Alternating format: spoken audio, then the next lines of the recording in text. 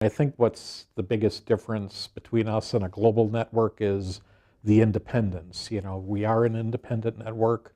So what I like to tell people is our partners choose to be in the network or they choose not to be. I think one of our advantages over other people like us is our whole organization is about serving the member. So our focus is on how do we help our agencies grow? How do we help our agencies be better agencies? How do we help them make their people better? And then how do we help them bring other products and services to their markets to help their clients be successful? And I think we all went through a pretty tough recession 5 years ago. I think we're starting to climb out of it now. So the challenges of fighting through a financial situation like that, I think were difficult for many of us. I think as we're coming out of it, at least in America, is talent acquisition and staff retention is very important. As I'm sure it's all over in all sectors of the world, but as people get more experience, they become more valuable. So how do you keep people? How do you keep them engaged in your firm? How do you give them opportunities? That's a challenge.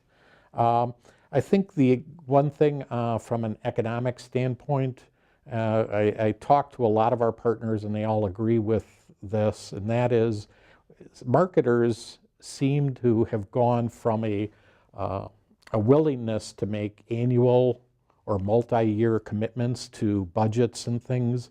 That's narrowed a lot in for many of us. So there's a lot of shorter term project work that's being done. I think the US will be doing well over the next couple of years. I think your developing companies, your emerging markets will continue. Brazil is strong. I know they've had a little soft patch economically, but I think they're turning things around. The independents are doing better because of our, I'll just call it flexibility. We can turn, we can react to market conditions faster. We may be a little bit more aggressive, but I do think that I don't believe in the end of the big agency model mantra. I think those, as you well know, those agencies, those world networks are run by pretty smart people, and I think the innovation factor will come through, and I don't think they're going anywhere. So if you look at us, we were up 8 to 10% last year on a kind of a same partner basis, and I would expect that will be about the same next year.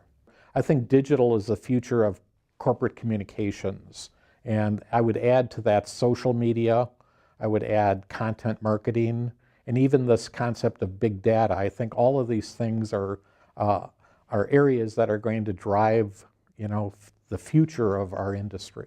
I see in America kind of a merging of PR and marketing, as that I think, and I think it's moving from advertising versus just pure PR, and it's kind of morphing into a kind of an integrated model, and it has been for a good decade now.